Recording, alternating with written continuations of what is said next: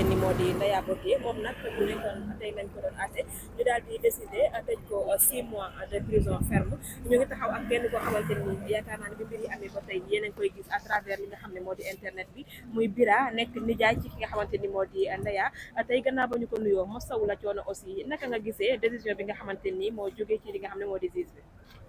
waaw maa ngi leen di ziar yéen ñëpp maa ngi leen di fay aussi di leen masawu coono jël di santaat suñu borom bu baax a baax rek si li nga xamante ne tukkee koo na fii ndax moom mooy xool li gën mu def ko donc lu munti am rek dañ koy santaat bu baax a baax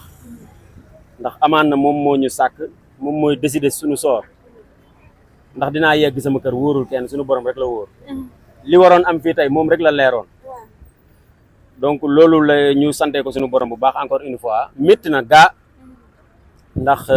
6 mois nekk na loo xamante ne vraiment peine bu diis la ak effort yi nga xamante ne ñu ngi ko doon def ak intention yi ñu amoon pour rembourser ñi nga xamante ne ñoom la sékkaloon loolu moo tax affaire bi xaw a diis si ñun rek waaye à part ça ñu ngi sant bu baax. tonton Bira ba ma la ginnaaw ba ma la nuyoo ba pare mu mel ne semaine bii passé wala lundi bii passé mooy dernier procès bi ba ma la taxawalee da nga ma xamaloon ne ñu bëri def nañ seen i ay lettres de désistement maanaam bañ a topp bii les procédures judiciaires ndax tey xaaroon nga lii te ba ñëpp waxoon nga ma ni ba mu des benn nit rek moo deful woon désistement wam ndax tey xaaroon nga ñu condamné sa jarbaat à 6 mois ba di ko ci tegal amende ginnaaw ñëpp dégg nañ loxo. bon xaaruñ ko woon wax dëgg yàlla. ndax def nañ effort yi ñu waroon a def yëpp wax dëgg yàlla même ka ngay wax démb ka ngay wax nii démb envoyé naa ko xaalis. ah bon Wave baa ngi nii sama téléphone. kon ñun amoon nañ intention def lépp lu ñu mën. lépp lu ñu mën. pour que ñu may ko benn chance ñu organiser waat fay ñi des. parce que atte bor fay. kooku noonu sax bu ngeen gisee lu tax mu yéex a jot. mooy bis bi nga xamee ne dégg nañ yeneen 4 plaintes yi xam ngeen man maa ngi leen doon wax 3 personnes la parce que bi ñu demee ci gendarmerie bi liste de 3 personnes lañ ñu jox ki yore woon enquête dama ko ne woowal ma ñi nga xamante ne ñoom ñoo mujjee def seen plainte ñi ma woowal ñoom laa jot a sékkanteel ñaar ñi ma jox leen seen xaalis mu des kenn mais 3 moo dekkoon foofu noonu te bu ngeen bëggee mën naa leen woon preuve yi par la suite la ñu xam ne kenn ki dañ ko fàtte démb ma déggoog moom yónnee ko li ma koy yónnee kon ñun tamit mënuñu lu dul sant encore une fois mënumaa bañ a taxaw fii tey parce que quel que soit mbir mi nu mu mujjoon demee rek mu neex ñu wala mu naqari ñu dinañ taxaw ñu jàkkaarloog yéen ñi nga xam ne da ngeen bàyyi seen yitte depuis ce matin donc ñëw teew fii tamit xam ne moom du n'importe qui loolu moo tax bu doon amaan na benn Bira la boo xamante ne kenn xamu ko amaan na lii du am donc encore une fois dañuy sant dans un premier temps parce que Kaliphone geste bi nga xamante ne def na ko c'est le moment ñu remercier ko vivement ndax tey quoi qu'il en soit peine bi métti na mais dossier bi mënoon na dem en instruction mais élan de solidarité boobu ñu def ba dajale somme boobu noonu yëpp ñu teg ko sur la table amaan na am na lu mu joué si li nga xamante ne moom moo am nii kon donc loolu dañ koy delloo njukkal ki nga xamante ne moom moo ko initié muy Kaliphone Sall di ko si sant bu baax a baax depuis le début ba fii ñuy toll ñu ngi dégganteeg moom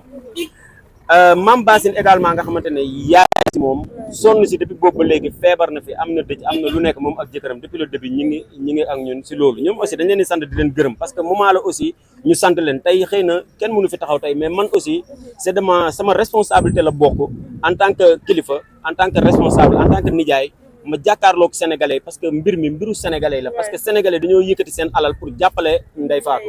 bëggoon à ce que mu bañ a yegg fi nga xamante ne foofu la yegg tey mais nag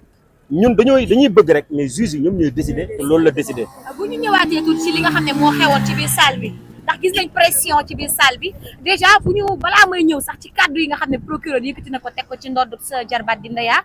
ba mu Ndeya dugg see ci biir salle bi ana lan nga ko gisee ci ban anam. bon Ndeye elle était serein dans un premier temps bi muy doog a dugg si mais wax dëgg yàlla bi décision bi génnee am na lu ko métti parce que ñun ñëpp bon boo xoolee pratiquement man wax naa ak ñëpp. waxtaan naa ak ñëpp sànq bi may calculer li ma joxe si xaalis feuille bi su ma kiiwul woon ma génne leen ko man joxe naa presque 22,700,000 distribué naa ko ay nit 22,700,000 retenez bien man li ma calculer loo xamante ne ma yëkkati jox ko ay nit ba si démb moom moo si mujjee donc tamit amoon nañ yaakaar ñu may ko deuxième chance mu mën a génn am liberté provisoire liggéey si événement Tabaski bi ak ñi mu sékkal mais tamit am na benn constat boo xam ne gis nañ ko ñi nga xamante ne tey ñoom la sékkaloon te ñu yëkkati xaalis jox leen ñii désisté am na ñoo xamante ne ñëwuñu am na ñoo xamante ne décharge lañ def taxaw nañ devant bar bi wax mais tamit lu ñu wax jàpp naa ne arrangé wul Ndeya benn yoon parce que dañoo xaw a gën a dañoo xaw a gën a jaxase affaire yi parce que bu ñu bëggee dellu si ni ñu bokkee si natt bi nan lañ ci bokkee dugg na fii di expliquer yoo xamante ne amul sens yi puisque ñun jox nañ leen seen xaalis am nañ intention jox leen li des juge yi aussi xamuñu loolu ñoom li ñu xam mooy affaire bi su jaxasoowee rek ñu def li ñu def. xëy na loolu moom moo ko gën a dugal parce que ñu si bëri dañu wax que ne ñaari groupe WhatsApp la ñu naan ñoom teggi wuñu woon bu ñuy teggi duñu ko wax ci groupe bi ñoom loolu xëy na loolu moom moo gën a jaxase li nga xam ne moo di juge bi aussi. voilà parce que juge bi amul temps déglu ku si nekk ngay expliquer donc mbir mi am na fu muy toll rek moom day tranché day jàpp ne peut-être affaire bi am na nu mu waroon demee te demeewul noonu parce que tamit quoi qu'il en soit moom reconnaître na ne jàngul mënul bind mënul lire donc tamit peut-être gestion bi foofu mën nañ ne xaw na see def erreur te moom reconnaître na ko devant le juge te xaw na jéggalu baalu bon ñun tamit nag wax dëgg yàlla du ñu mën lu dul nag remercier encore une fois képp koo xamante ne jàpp nga si. mais est-ce que jàpp nga ne ñi nga xam ne yow joxoon nga leen ba am ay décharge parce que yaa ngi wax ne séddale nga une somme de 22 millions 700 000 francs ci suñu ay koppar est-ce que jàpp nga ni ñooñu li nga waxante woon ak ñoom ndax moom lañ matale ci biir salle bi. parce que bu ñu taxawee pour Ndeya génn mën leen a fay ñu taxaw waxaat loolu est-ce que loolu ngeen déggoo woon. man de jàpp naa ne ñoom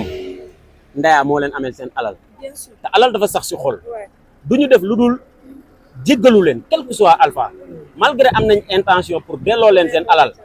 waaye man sama sañ-sañ munta yegg si ñoom li ñuy doxalee parce que ba ñuy nat ba ñuy bokk man fekkeewu ma waaye de amoon naa yaakaar ne selon nu ñu jëflantee ba si ku si nekk ma jox la xaalis ñiy déggante par téléphone tey seeni kàddu dina xaw a décharger tuuti ki nga xamante ne moom moo fi nekk te loolu mënoon naa jouer si décision juge bi waaye loolu amul nag duma leen si condamné parce que seen xaalis la donc loolu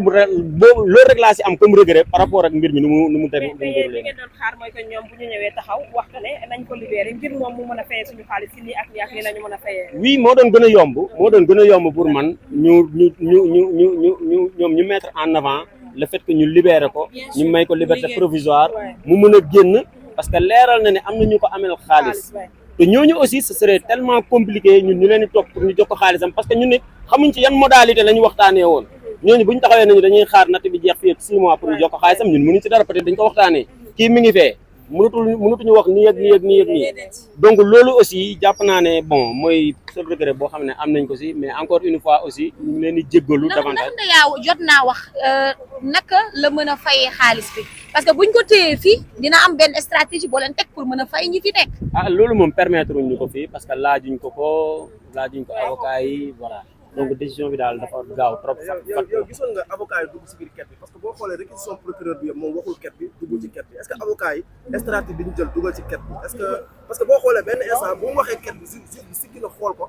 beneen avocat premier avocat bi wax na siggi bi xool ko maanaam est-ce que juge bi jàppul ni moom est-ce que mën na ko fay effectivement est-ce que xaalis bi mën na ko fay moo tax juge bi retenir condamnation bi. waaw mais xam nga loolu aussi juge bi su jàppee loolu jàpp naa ne tam kon da koy tëddloo kaso pour mu bañ a mën a fay parce que mu génn fay moo gën a yomb mu tëdd foofu di fay. non parce que boo xoolee réaction juge bi avocat bi soulevé sénégalais yi ñoo ket 21 millions di siggi xool avocat bi. mooy mel ni dafa jàpp ni kon kii mënul fay moo tax. sénégalais yi kon ñoo ko koteel pour mu fay. waaw bon peut-être juge bi man tamit intime conviction am li si nekk man xawma ko moom xalaatam la moom tamit moom la suñu borom dogal moom mooy atte si nu mu ko soobee man jànguma droit je ne suis pas juriste donc loolu aussi dama koy bàyyeeg moom moo décidé loolu waaye tamit ñun li ñu waroon def nañ ko ñun jàpp nañ ne ñu yëkkati woon xaalis boobu noonu jox leen ko parce que du xaalisu ket bi kese parce que dolli nañ ci suñu alal dolli nañ ci suñu xaalis parce que lu ñu jëlee avocat ak yeneen yi ñu def aussi peut-être xaalis boobu noonu yëpp nekkul xaalisu ket bi kese am na lu ñu ci dolli gaa pour def ko donc aussi moom amoon na fi ay matériel amoon na fi ay biens yoo xamante ne bëggoon nañ ko tamit